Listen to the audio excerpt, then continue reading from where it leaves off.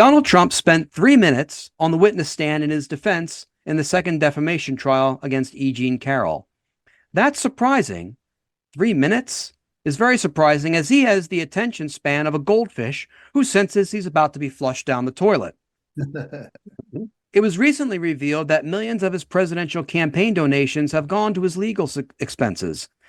Now, his supporters know that thanks to Trump's legal woes, his coffers are being drained faster than a truck driver's wallet at a strip club with video poker machines. But enough about my experiences being on the road. Let's get on to a relevant topic. And joining us tonight to go ahead and discuss the big E. Jean Carroll verdict, the second one, please join me in welcoming therapist, retired educator, human rights activist, and most importantly, my friend, Lucy Strausbaugh. Thank you, Tom. Good to be here. Real good to be here.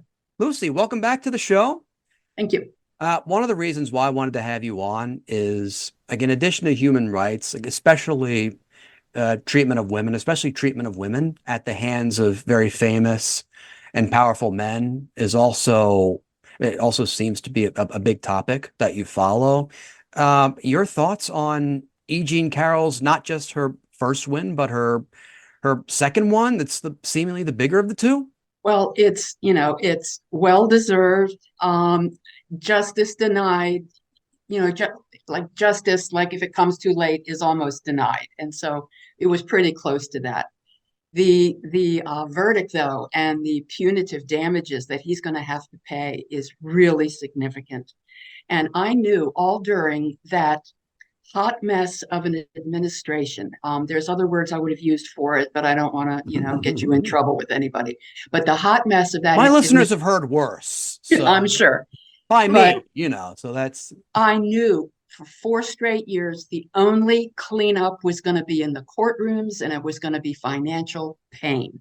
Because from my observations, there are maybe 2 or 3 Republican males in the United States of America that are in any kind of office that have actual spines, right? So ain't nothing going to come through political anything. And for me, the most significant thing about this verdict, having spent 41 years as an educator of young high school women in an all-girls school, I'll tell you, the day he was elected president, there were tears in that building. And I know many of the tears were from sexual assault victims. I don't know if your listeners know this, but this is not a safe country for women, girls, little children. 25% of American females are sexually assaulted by the time they're 18. And that number just continues to go up as they get older because the sexually assaults don't stop.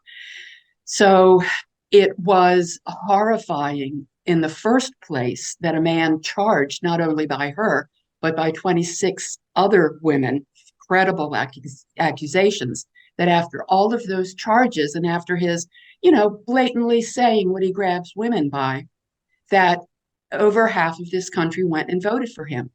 If you're a sexual assault victim, that is a terrifying moment for you. That is a moment where half the country either doesn't believe you or might believe you and doesn't care, simply doesn't care. It doesn't matter. So this verdict is kind of a bulwark, I hope. I'm not going to get into, who's going to vote for him and who's not. But if I knew males who voted for him, I would seriously question their attitudes about women.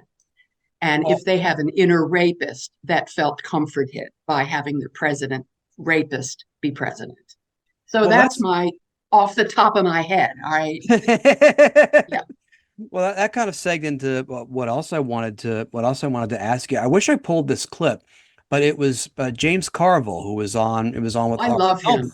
I disagree with him a lot about some political stuff, but he's a hoot. He really is. Yeah, and he brought up something where he said that basically Donald Trump he's pretty much been adjudicated a rapist.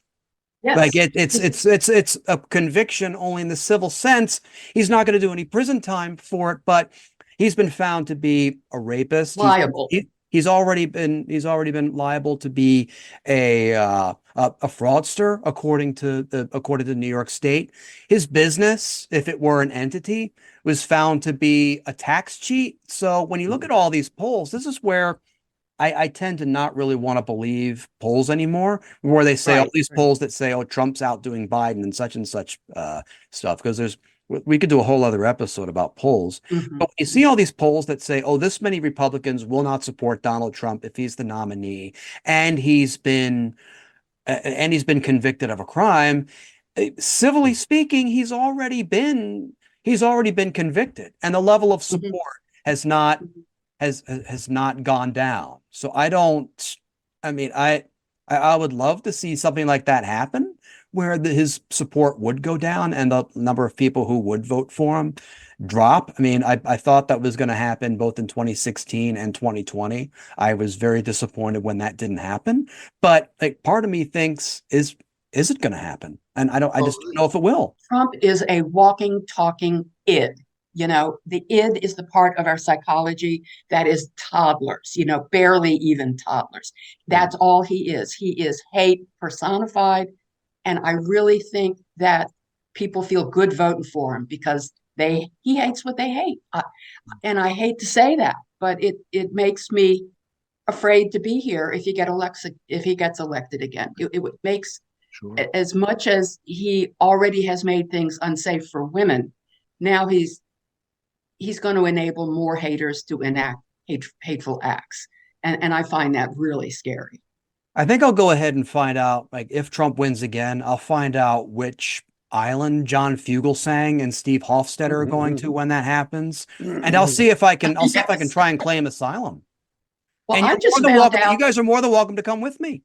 yeah, I might, but I just found out I could get dual citizenship because my great grandmother was born in Ireland.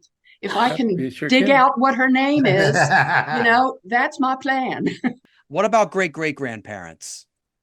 No, it stops at great. Yeah. You two, far out. Polite, why are you so happy about this? Because I'm in the same position. I'm like basically all Irish. My grandparents were from Ireland, and I'm in the process of trying to get dual citizenship for that, just in case. Awesome. I didn't know Kitty was an Irish name. Yeah, we're very Irish.